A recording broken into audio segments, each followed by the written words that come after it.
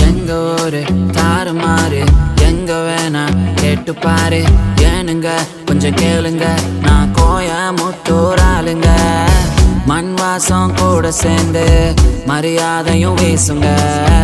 எங்க ஒரு வாண்டு கூட வாங்க போங்கன்னு பேசுங்க மச்சான் இது சக்கரையா சிறுவாணி தண்ணிடா சும்மா இந்த அக்கறையா எங்காலுங்க குணமே இதுதான் நதிக்கர நாகரீகம்